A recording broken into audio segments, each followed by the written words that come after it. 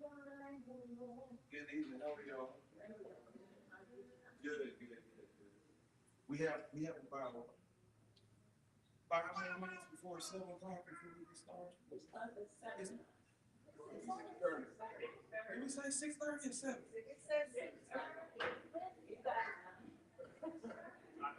I was like, man, they own it tonight.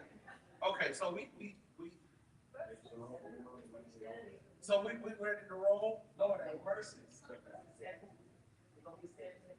Yes, yes, yes. Yes, seven tomorrow.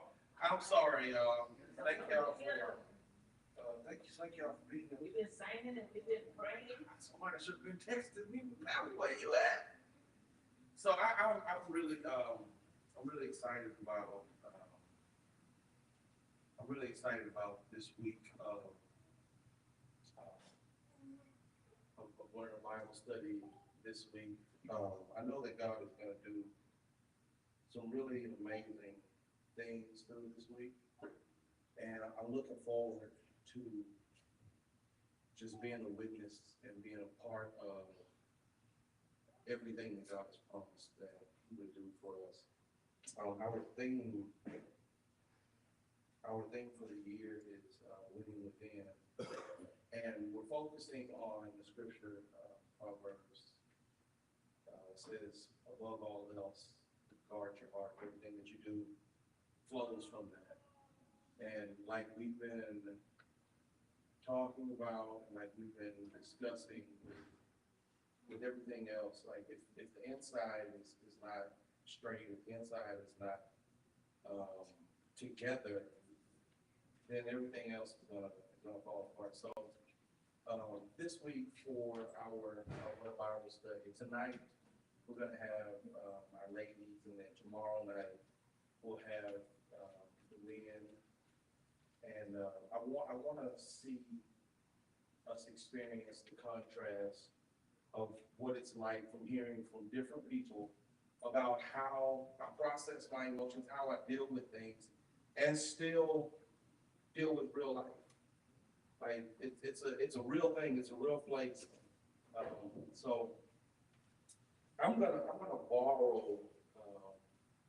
I'm gonna have to borrow somebody. One of our panelists told me that they weren't going to be able to make it tonight. But before my father told you, any ladies? Sorry, Pastor. Any ladies want to volunteer to be on the panel tonight?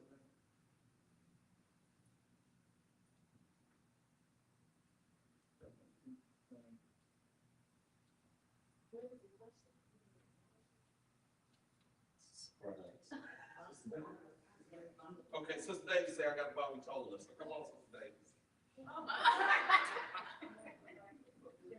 Sister Davis is going to help us. And then we have two other panels. We all come. We all come right now and join us. Sister Davis will offer a great contrast. Just Bertha, you coming too? Oh, I'm sorry.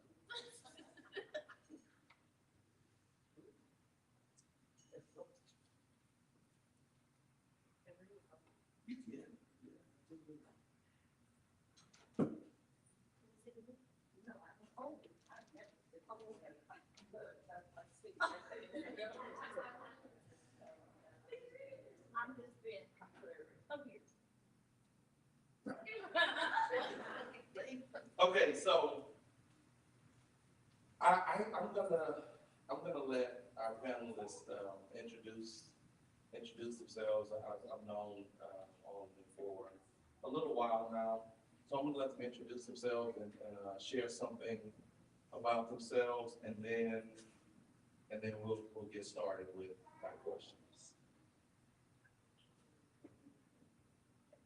Thank you. Let me go first. Thank you. Do I need to use it? Can you all hear me? Okay, my name's Megan Ibarra. I have taught for 16 years now. I serve at Faith Family Church. I am our prayer coach, and I have a beautiful family. I should have brought them, but I feel a little guilty. We have a 16-year-old son named Patrick and a 6-year-old daughter named Penelope. Yeah, you next. My name is Sophie Harris, and I've lived here, been here for a long time. And I love my church because people would come and go and come back. But we do a lot of things here, and I've really been involved in quite a few of them, and that makes my life really does. Hello, I am Ashley Cephas. Some of you may know me by my maiden name, which is Henderson. I am the eldest granddaughter of Johnny and Debbie Henderson, and the eldest daughter of Dale and Bambi Henderson. I am an educator. I teach first grade in Conroe ISD, where I live in Spring with my husband and 2 children. Paisley is 6 and Paxton is almost 17 months. I am, like I said, an educator. I'm also a preacher's daughter and a pastor's wife. So I wear all the hats and do all the things. So, yeah. So since David, where you sitting, between people with little kids, I don't know what the Lord's trying to work through you. Okay, so we're gonna get started. I love this because, Sister Davis didn't have the opportunity to ask me the questions that, the other 2 panelists said. So, are we gonna have questions? They said questions. I was like, no, we're going off the cuff. So, tonight is geared to understanding and dealing with our emotions, from the perspective of a woman. And we have 3 women on our panel from different backgrounds, different walks of life, different stages in life. So we'll get a dichotomy of different answers from various different perspectives, and I'm looking forward to that. In addition to myself, there are 3 other males in here. So we're gonna start the questions off with a very, it's probably not. We're gonna start the questions off with a very tough question, because tonight is about inside job, dealing with our emotions, regulating our emotions while dealing with all the stuff. So, and then y'all can decide who's gonna answer the question first. But what is it about women that causes them to be overly emotional in every? No, that is not the question. That is not the question. Sometimes men, most times men are, all the time, men are kind of clueless to the things that go on with women and the things that they deal with from a woman's perspective. But just from a real honest standpoint, from a real honest perspective, a lot of women are the strong ones. They're the ones that so many people have to depend on, so many people have to count on. They're the ones that everybody calls on. They're the ones that fixes things. So what do you do? How do you handle it? Like when you're the one that everybody leans on, like what do you really feel in those moments? Yes. Exhaustion is what I often feel. Like I said, I wear a lot of hats, and I do have to be the strong one all the time, or the default person often. And oftentimes I have to remind people, just because I carry it well does not mean that it's not heavy. It's often heavy, but because I'm rooted in my faith, I lean on that, of course. And then also the weight of example. My mother was a woman who she still is. She wears lots of hats, and I watched her growing up, the way she embodied that strength. She didn't have an option. She did everything. She was everything to everybody. And even though I'm sure she had moments where she would cry or she would feel down or have her emotions, I saw her press. I saw her carry on in spite of. And so as a woman and now a wife and a mother myself, that's the bar she set, and that is what I'm trying to do. Now I will tell you, I'm not always as successful as her. I wear my emotions on my sleeve. So while I didn't hear her complain or see her cry, I'm doing that outwardly. But I am trying every day to put one step forward and to figure out how to carry that and sit in that while still being authentic to myself. Really good. I'm emotionally holding it in right now now, because when I asked him how this is going to go today, she's like, don't worry, wear whatever you want. And I'm like, y'all can see my whole body.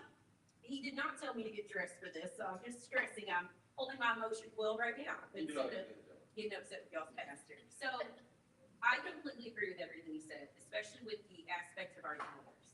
Like, I can truly tell you, I grew up with that exact same mindset, and I am instilling it in Penelope and Patrick as well. My true truth is waking up each day and starting my day with prayer. Walking my house and praying over my house, praying outside of my kids' rooms, praying for my heart to like be controlled by Him. Like when those things are coming up, when I'm feeling overwhelmed, because it's never a moment where I'm one person.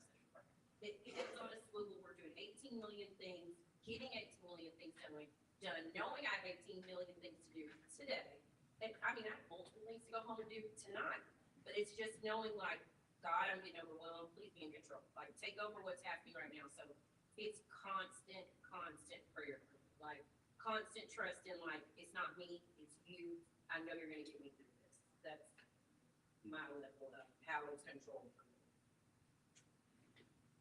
Okay. I guess I'm a late bloomer. I'm the oldest up here, but I was raised to be a caretaker, and I didn't know it. I took care of everybody, and I thought that was just what I was supposed to do. And I took care of everybody, and I thought that's what I was supposed to do. And you know, you learn that you're doing it well, and so you think you keep it. But you get into where you got to learn. I mean, you start to learn that it's okay to take care of yourself as well as take care of somebody else. And so that's my family from, because I've always been in the role to have to take care of my sisters. And I'm the teacher of the family, so I have to make sure that they have their homework and all of that stuff. And you tell my stepfather, just trying to keep his job, and keep it. But you know, that's just what I do. And so you find out differently simply because there's some things you start to want and need. And so mine is not good all the time anymore, right? You know, because you never learn. And I thank God for how I will always have something in the face for you to never pay. That's something that you can learn. You never stop learning. So that's where I am. That's why I get so excited. Again. But that's why I learned things. So you said something that that really caught my attention. So you said that you were a late bloomer, and then you talked about the value in caring for yourself. Do you, and this is for all three of you, do you care for yourself? What does that look like? And what would you say to somebody, to some lady, to some woman, to some young girl who feels guilty for prioritizing herself? And then how do you balance, you said a whole bunch. My mind is like, okay, so, and how do you balance taking care of myself without being selfish?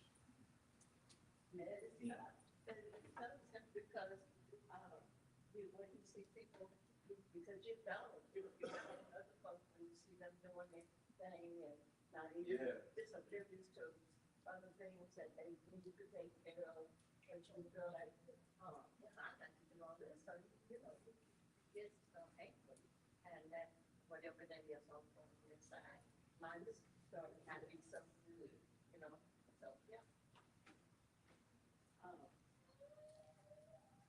But I guess the reward is when you, this is good. We did this and we did it, and we went on the program was good, or the house was good, or we were able to get something that we want. So you think that's your satisfaction. But is it a real reward, or is it like a placebo reward? That's a person. Ladies, you know, I feel like you're staring at me because you're trying to be rude. You cannot step on an empty plate, and I can't teach my kids that they're great, and we put our best foot forward, and we walk out of the house put together, and we carry ourselves a certain way, if I'm not doing it. So if I need to wake up an extra 30 minutes to make sure my makeup's done and my hair's, I'm waking up an extra 30 minutes. If I need to wake up an extra 30 minutes to make sure I done time, I'm waking up an extra 30 minutes to have that moment without my kids. My nails are not done right now. The second you said self-care, I'm like, oh my God, that's mine. Goodness, that's mine, but it didn't work out this week. And I'm okay with it. And when it does work out, my daughter's right there with me because that's that time we spend together and we go have the time. There's no guilt in it. It's guilt when you're not planning it appropriately. So to me, I have to plan. It's intentional. Each night when after we prayed and it's like my time, Chris knows, the kids know, I'm taking a vote for that. That's like my mental health time. Like it's self-care. It's important. Yeah, I'm a big advocate of pouring back into yourself. I will take a 45-minute bubble bath in a second. And even just like you said, getting your nails done, makeup, hair, like that's how I pour back into me. But it is hard, especially being that I have a 17-month-old. You know, sometimes I have to be strategic about how I pour back into me and how I have those little moments, because usually it's after the kids are asleep. Because my husband is busy. He also coaches football, so he's going all the time. He's preaching, he's here and there. So usually I'm the default parent at home. So sometimes I try to, you know, find little moments where I can sneak off and have some me time. I don't really feel guilty about it because I feel like you said, I need that and I can't pour into them if I can't pour into myself. But I think it is very easy to unintentionally lose yourself in a marriage and, you know, trying to navigate motherhood because we're doing so many things nonstop, day after day. And there did come a point when I had to stop and realize that I'm getting lost in the sauce. Yes. I have to go back to the basics because what I don't want to do is when the kids have been raised and they're grown and they're doing their thing, and I'm left with me, and I don't recognize me. I don't know me. Who am I outside of being his wife and their mother? Right. And so I'm in the process now of relearning me and falling back in love with me. So that way, when that time comes and I transition to a different stage of my life, my story doesn't end there. And that's a very challenging thing to do. I can't speak to it from the perspective of a woman, but like on the other side of divorce, I found out that I did not know who I was. I didn't even remember the things that I liked. I found it very challenging to just be by myself without noise, be by myself without like feeling like I needed to do something, like outside of being somebody's husband, which I no longer was, and then like 5 kids daddy. Like I didn't know who Joe was anymore. It's like, well, I still like to, and it's still a struggle, but it is still very much a struggle. Just figuring out who you are. So with that being said, do you ever feel like nobody checks on you? Oh, really? Yes. Oh, Okay. So, y'all haven't gotten it yet, but I can talk to a hole in the ground. Yes, you can. So I'm a communicator. Like it's known in things that we do with our kids. We do day dates. So our teenager or Penelope, we flip flop and we take them to do things we like to do. So whenever I go out with Patrick, we're gonna go do something. Let me show you what I love to do, what I love doing now. Because exactly what you're saying, I want my kids to know me too, and not just as their mom. And I get to hang out with my teenagers and do things that I find enjoyable and have fun doing. It's me. It's me. So we get to do things together that are fun. We get to know each other, and so we get to have dialogue.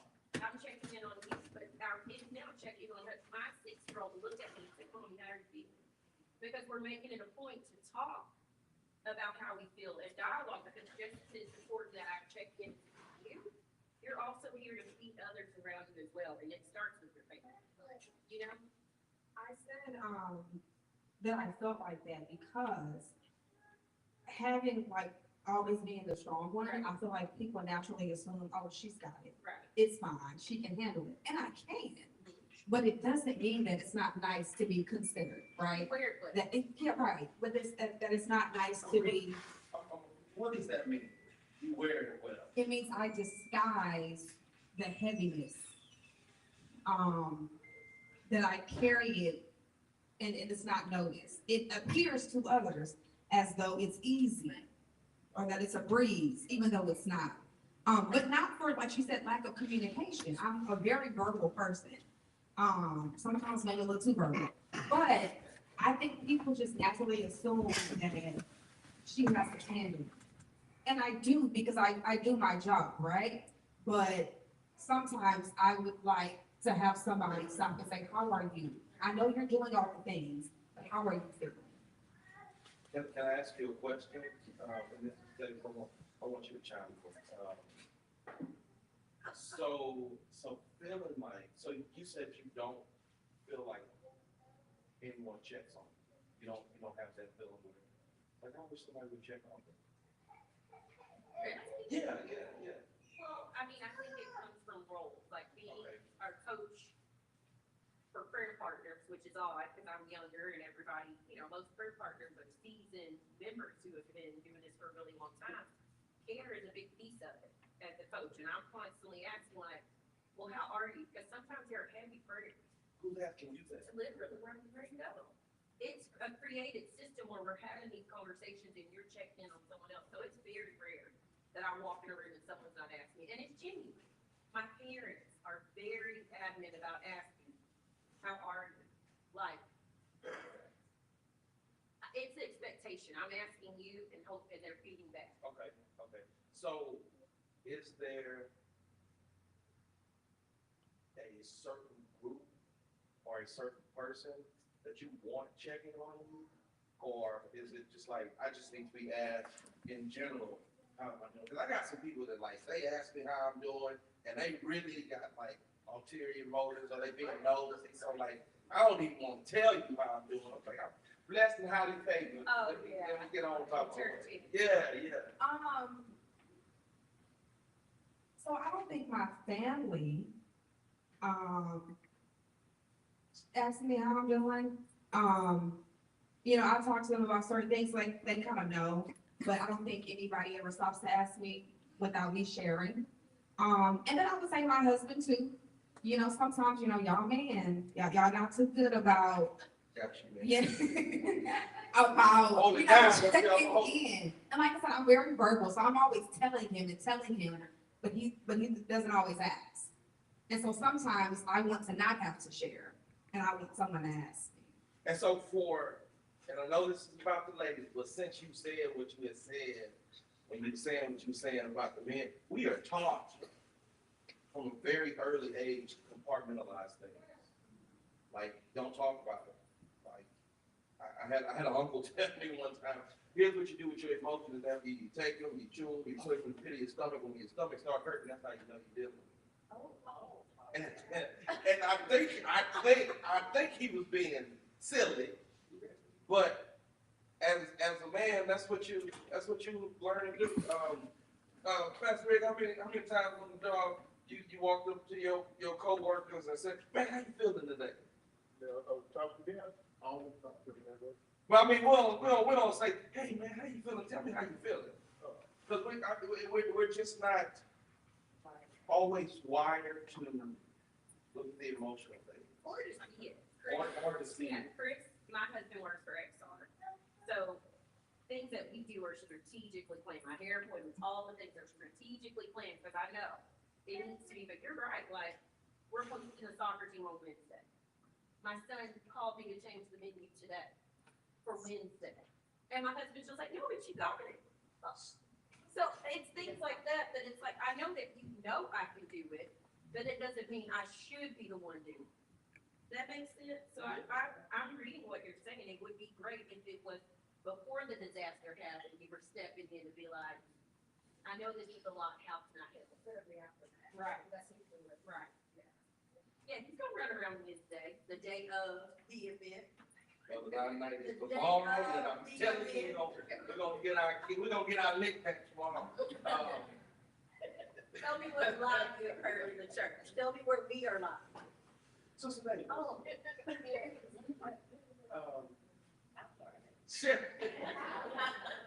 No, but I think these are like real, open, and honest, and candid things that have to be talked about because we're sitting up here and we're using our life as an example. But I hope that you're sitting there being honest with yourself, saying, "That sound like my house a little bit. That sound like me a little bit," because that's how you get better. I have another question. I did so good. As far as you can probably, I wrote my questions down. There is that's not happy. Oh, okay.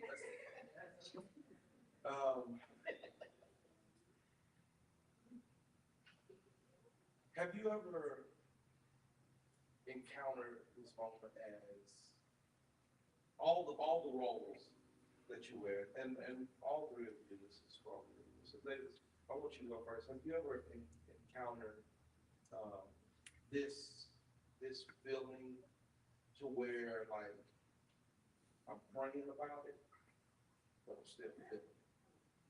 Like I prayed about something and I gave it to God, and I know I gave it to God, but I still feel sad. I still feel frustrated. I still feel tired. I still feel worn out. Like whatever the feel is, I still feel it. Like, what do you do when that feeling goes away? Because one of the things that we're teaching about here at the church with our Win Within this month specifically is discernment and not allowing our emotions to dictate to us what is really going on. And that's a hard thing to do, keep your emotions in check. That's it, and it's hard, simply because if you, and I'll say this, and I know this is not what you all say, but I say, fake it until you make it. And I know that's not, it's fake until you make it, but I say fake it, because a lot of times I have people here mask to get into a situation. And, but I got serious about playing my faith increase. When you know that God knows about this, when you give you some things to really hold on to, which is God, which is a word. Sometimes it's just a word or it's a song, that, and He will bring that to your remembrance. You remember that, if you just kind of like, but there's been several things that I fake it until I make it with the intent. The intent is that I want to not do that. I don't want to not hurt. I want to not stay mad. I want it to be clear. I'm not completed. And so I go through that, and it happens. It happens. And you know, it comes back to memory. You remember, it's not that you lose sight of, remember what happened. You remember, but it's not devastating like it was. So how do you feel bad that you let it go away? You try to fake it until you make it, or fake it until you make it? Stay out of that way. You're a person. Well, I'm just.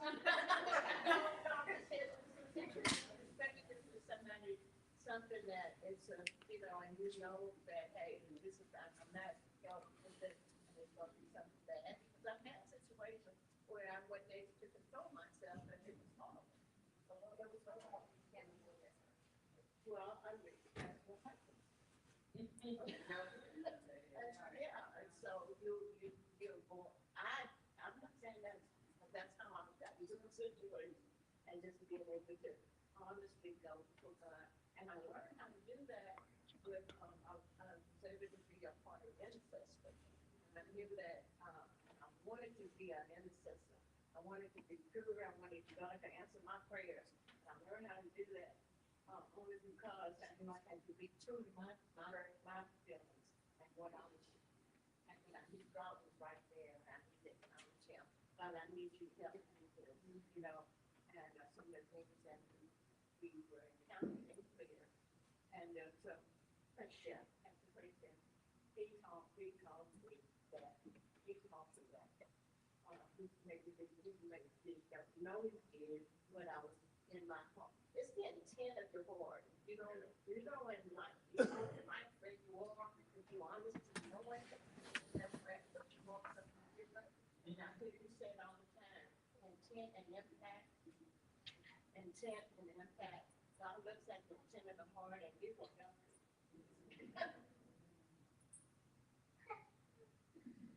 She said it beautifully, right? It's giving it to God. Like, I know front loading with those moments that I know are heavy for me. We are educators, like front loading. I know what I'm walking into. I know that I want to feel a child as much as I would like for my life to be filled and people I work with. So just situations that I know are typing for me. Really praying about that. God, help me to have eyes to see them the way you see them. Help me to love like you. Help me to serve like you.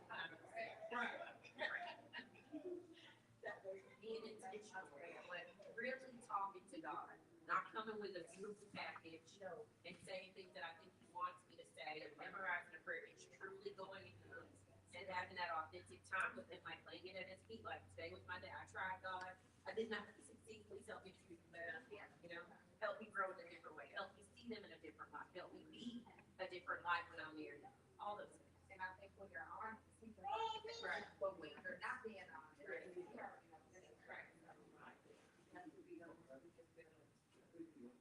So you just mean fake it when you're around them, and then you get to God, and tell me what you really been. Well, and I know that's it's hard, but when I come to that door, I don't want people to see nothing but you. Right? I mean, I don't want them to be able to do something today. Right. I don't want to happen. So, and I know I'm in service and I want to be able to be looked at as a child of God. Let me slide shot it. You're like, that's the right thing. You're not supposed to show up ready for that. He knows about what I call him. He doesn't. You're supposed to, not bottling it up until your stomach hurts. Like, and I hope this also will hear this. Oh my gosh. Listen, that advice got me through 1999 when gas money took over. So in that same vein, like where you're dealing with this, you're processing this, you're trying to take it to God, but what do you do when like this quiet, like resentment starts to say, that's my family, that's my spouse, that's my children. Like I love them, but they just won't stop talking. Like, it's just all of the things, and I'm sure they never prayed that about you. I'm sure they never looked at you and think the same.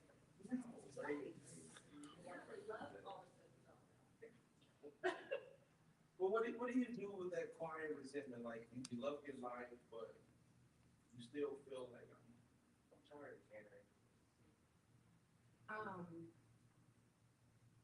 I have to, again, pray, give it to God, pray heavy, because that resentment will sneak up on you. And if you're not careful, you'll be in a very dark space. And if you stay there too long, sometimes you can't bounce back from that place. So I have to, worship, give it to God, stay in His presence. And what I found is, I was talking about one day, and, I was complaining about some things, and I was telling him how I felt about some things. And he was kind of stepping on my toes a little bit, like a parent would, or like a principal. And I was just like, God, but they did this, and they said this, and he said, I understand all that. He said, but it's how you respond that I have a problem with. He said, I understand what they did and what they said, and you're justified in your feelings, but how you are responding is keeping you from intimacy with me. And I didn't like that. Then I was like, ow, that hurt. Because I'm like, what do you mean? Like, I'm not doing nothing. I'm just reacting, right? But he was like, you have to be set apart. You have to watch how you respond to certain things in spite of what is said and what is done. Because it's affecting your relationship with me. And so then now I have to go back and figure out, okay, I have these feelings and I'm valid in my feelings, but what am I gonna do with them?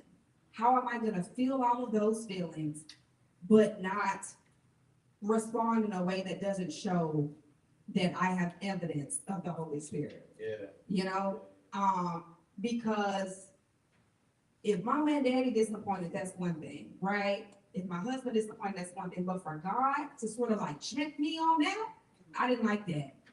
But he loves me in spite of, right? That he cares enough to check me so that he and I can stay in good standings.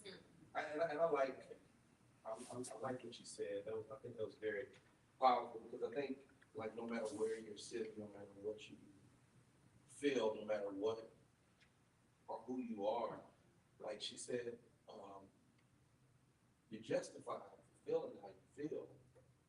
But what you do with it, how you handle it, how you respond. Like, and I immediately thought about Moses in the wilderness with the children of Israel. Like, they was getting on Moses' last nerve.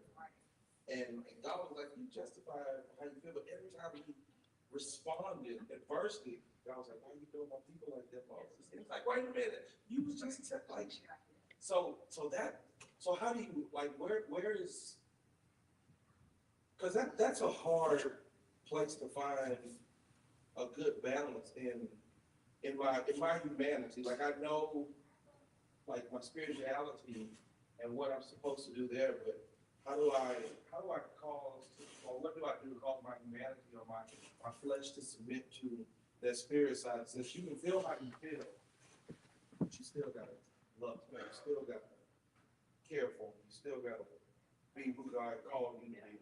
Understand that sacred sons of God carry protected for a long time. You know, and it just opened my eyes to how much how patient God is. Right. That he has not, he's allowed me to keep going and do some things, a little more here and whatever, but yet it's still, he didn't totally cut me off. That's why I guess that's what I'm saying. Yeah. Didn't totally cut me out, but he brought me into, I guess it was just 2 years ago, I was able to lay that resentment down, but just for my stepfather, because I was mad with him. Yeah. And he's been dead for 10 years. So what? Yes. I mean, that's how real it can I was get. because of some things that he had just, and I felt justified. And I would talk about it that. And that was not what God wanted me to do. I mean, I'm talking about one of God's beloved children. Yeah. Yeah, but, and so I've learned that God he didn't cut me off and keep me bad. And maybe some of the blessings that I cut off myself, I didn't realize because of my resentment. Yeah. I try to keep that thought at the front of my mind when I'm like, love like Jesus, like have a spouse, sweet goodness. Yeah. So thankful. I love it. But you know, you expect things that you think they should just know. And they don't. And it blows your mind. But then I'm like, the same way I'm forgiven, if I'm walking around upset and angry, what am I going to do? And what am I modeling for my kids? And so that's always my step back, like, love like Jesus said, is not being accepting like abuse, hurt, or negative things, but it's having those conversations and explaining how I feel and how to work through it. People that I have a tough relationship with, like, God, help me with the situation I'm getting ready to walk into. Please help me to let your light shine. They love like you. That does not mean they need to be in my space, and I'm hugging those people and having those conversations. But I'm going to treat them with respect. You're near me, I'm respectful, we move on. But it's truly that exactly what you're saying. He's helping you home in heaven, and you're down here upset about something that you can't change or you know, like it's that, who are you hurting with that? I'm swallowing poison every day, holding on to something I can lay at your feet and move forward and be better about, you know? So it's just constantly, like you said, having those conversations, going to God, letting him like, my ears are open, please help me with my ears. My eyes are open, please help me to see what I need to see. And it has never failed me. praying those prayers, and it always happens, always happens. Yeah, but just when you think you don't have the capacity. Right. Then you get to Right. that. Right. It totally becomes a testimony. It always becomes a testimony. When I'm laying at your feet and I'm truly giving my feelings and where I am, it always becomes something where he rebukes me and helps me to see what the bigger picture is. And 9 out of 10, it's never about you. It's about something bigger than you. And because we had people who were here at 6:30, because Pastor Joe said 7, I got here at 7. But, for those of you who were here at 6:30, it's been an hour for you. But I also think that's a great place to stop. I think that's a great ending point because of every emotion that they shared and they talked about and they covered, it came full circle. It started with let me be more like God, and then it came full circle into lay all this stuff at his feet. You can't understand it, you can't handle it, and the more you try to carry it, the more you try to understand it, the deeper you're gonna sink it. But the moment you lay it at his feet, like that doesn't mean the situation is gonna change. That doesn't mean your circumstances are gonna go away, but I don't have to carry these things. I can say, God, I've left this with you, I've left this at your feet. So I'm gonna ask all of you, they'll give us, just a final thought, just something to share. And then, one of them will pray, and then we'll be on our way. So lovely. Amen.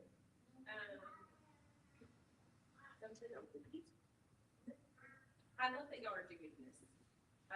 I'm kind of jealous of might be mentioning it at our church, because we have small groups, we have ways of meeting, we have these conversations, but I think it is always so good when you have dialogue, especially with people you don't absolutely look like and you're not the same walk of life, but you hear these things and you're like, we are all so similar, and we're all carrying these things. But my best thing to go all the way back to is laying it at his feet and keep laying it at his feet. Like every single time, like that's my prayer, God, I know I'm gonna pick this up tomorrow.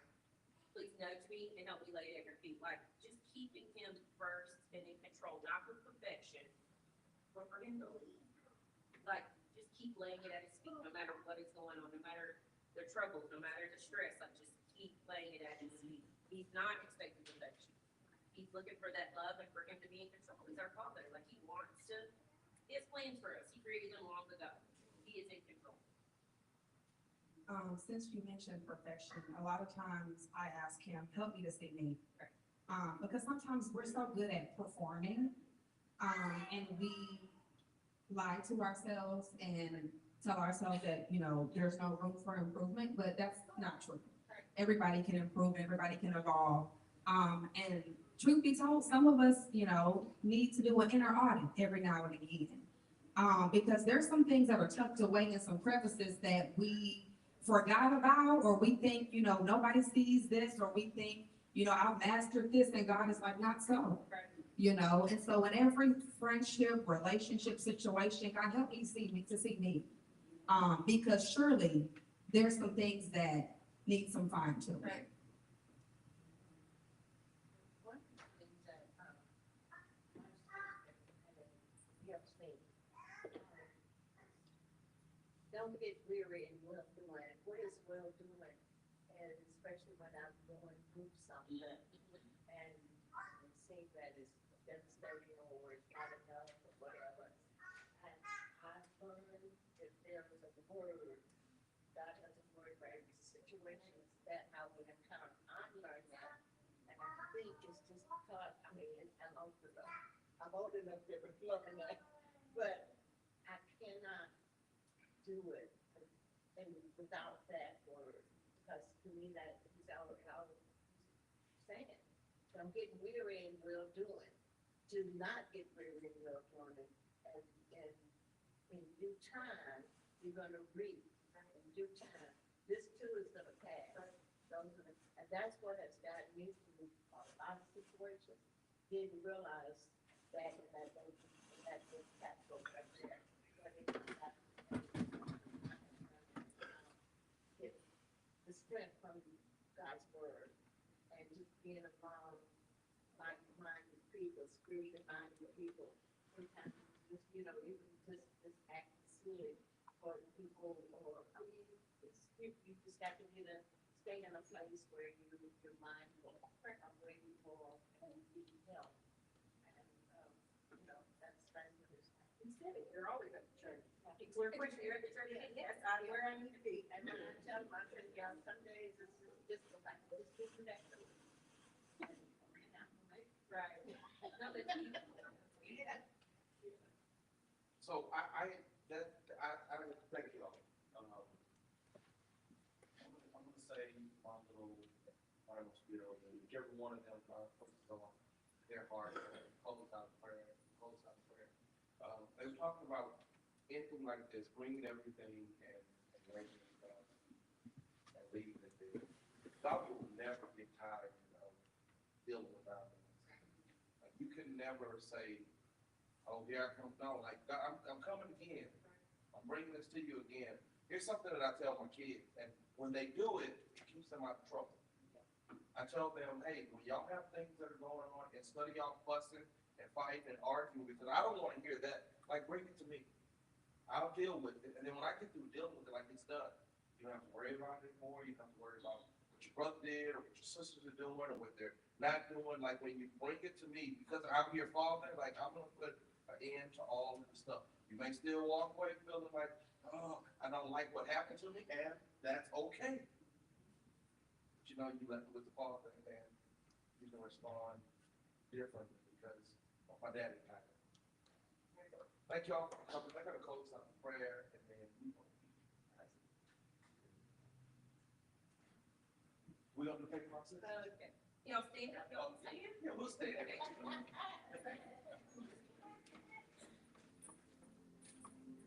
Yes.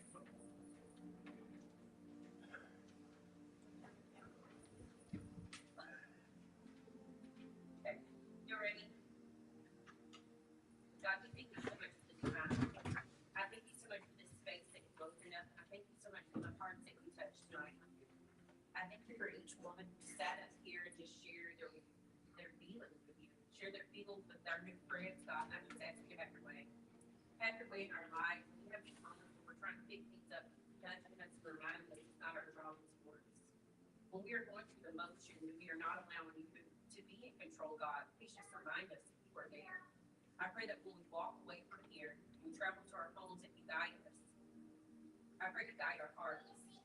I pray that we are forever changed, not just because of the word we shared tonight, but because we are trusting in you. I thank you for this church, God. I ask you to just have your way here.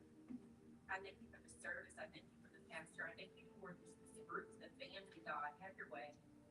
I thank you for each church member, God. Have your way. I pray that so much change happens here that when people drive by, they can't help but stop and go into that church because they know you were there. I pray that you overwhelm them with so much love, so much growth. Plans to have this men's panel coming up. I pray that you touch their hearts. I pray that you place the words that they need to be able to share with the group. I pray that they grow tomorrow and have an even bigger crowd. God, have your way with the families. Have your way with the friendships. Pray for our political climate. God, have your way. I pray that the change that we see and we hear is your name being spoken. God, have your way. Please continue reminding us not only are you in control, but we are safe and we are loved because we are your children. You have a plan for us, and your plan is good. God, have your way. We are so thankful for you. We love you so dearly, God. I thank you for each person in this room, God. Have your way. We are so grateful to you. We love you so dearly. In Jesus' name we pray. Amen. Tomorrow night, then Wednesday night, singles. Thursday night, our married couples, and then Friday night we'll be back with our young stuff. See y'all for the rest of the week. Y'all have a good night. Say something nice, y'all. Say something nice to somebody before you leave.